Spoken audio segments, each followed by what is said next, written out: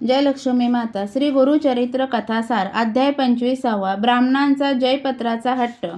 श्री गणेशाय नमः. सिद्ध म्हणाले, नामधारक श्री गुरूंच्या लीलांचा विस्तार इतका मोठा आहे की त्या सर्व सांगताच येणार नाही. तथापि ज्या ज्ञात आहेत त्याच तुम्हाला सांगत आहे.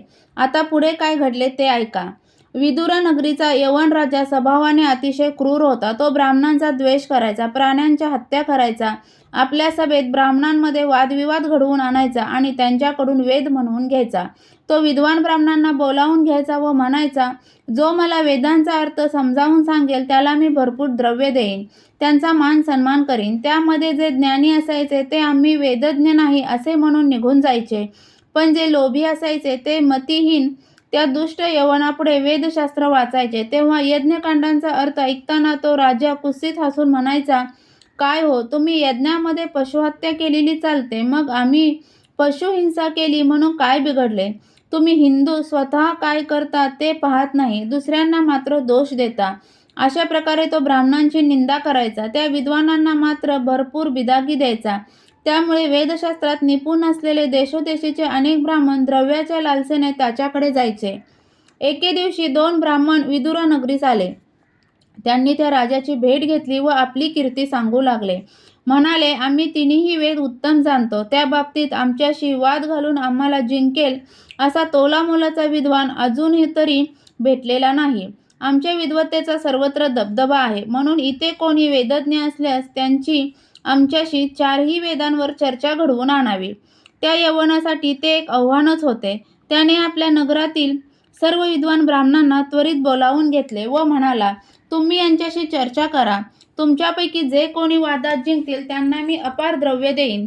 तेव्हा आलेले ज्ञानीजन म्हणाले, हे ब्राह्मण प्रकाट पंडित आहेत. त्यांची विद्वत्ता खूप थोर आहे. आम्ही यांच्याशी काय वाद घालणार?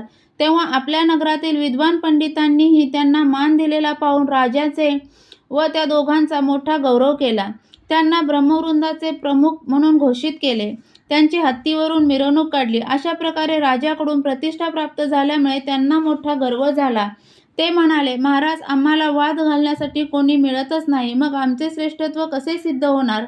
आम्हाला आमचे शिक्षण व्यर्थ झाले असे वाटू लागले आहे. म्हणून आम्ही दिग्विजयासाठी जाऊ इच्छितो. आम्ही सर्वत्र हिंडून ब्राह्मणांशी वाद घालू. त्यात पराभूत होणारे आणि वाद न घालता आमचे श्रेष्ठत्व मान्य करणारे अशा सर्व विद्वानांकडून आम्ही जयपत्र घेऊ. तुम्ही आम्हाला तसे अधिकारपत्र द्या.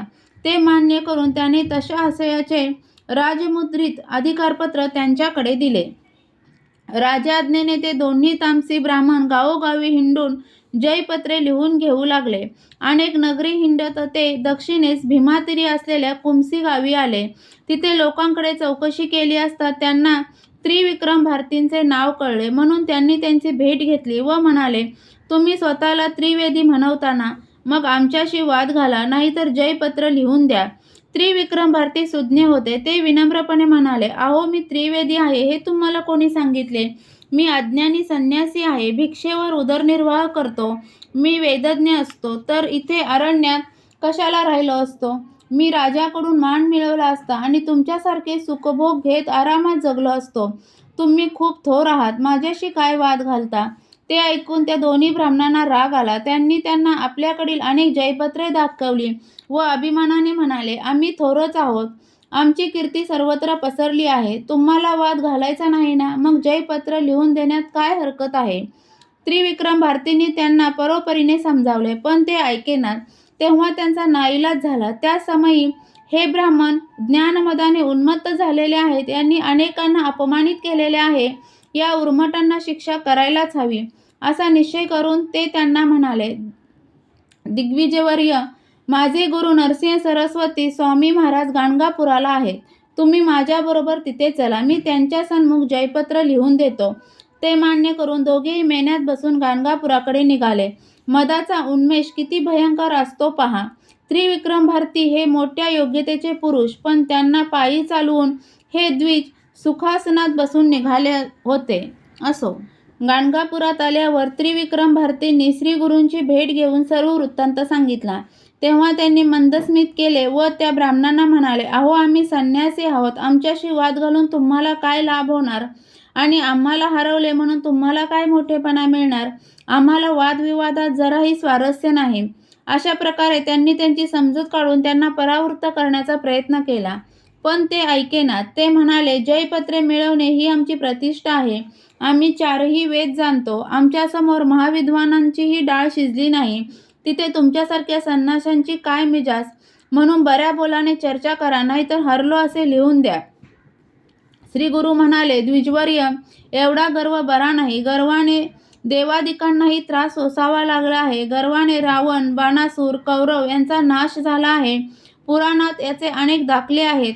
अहो, वेद अनंत आहेत. त्यांचा ब्रह्मादिकांनाही थांग लागत नाही. तिथे तुम्ही आम्ही काय चर्चा करणार? तुम्ही स्वतःला चतुर्वेदी म्हणवताना मग वेदांताविषयी तुम्हाला काय माहिती आहे ते तरी कळू देत. त्यावर ते गर्वाने म्हणाले, आम्हाला तिन्ही वेदांचे सांडोग्य संहिता येते. नामधारक ब्राह्मणांचे बोलणे ऐकून श्री गुरूंनी त्यांना काय उत्तर दिले ते पुढे सांगतो, ऐका. अध्याय 25वा समाप्त. श्री गुरुचरित्र कथासार यातील 25वा अध्याय वाचनाने किंवा ऐकण्याने मिळणारी फलश्रुती म्हणजे अंगी विनम्रता बाणेल, म्हणजेच अंगी विनम्रता येईल. तसेच वृत्ती निरहंकार होईल, म्हणजेच माणसातील अहंकार कमी होईल. श्री गुरुचरित्र कथासार यातील अध्याय तुम्हाला ऐकायला आवडत असतील तर चॅनलला सबस्क्राईब करा, व्हिडिओला लाईक आणि शेअर करा. व्हिडिओ पूर्ण ऐकल्याबद्दल धन्यवाद.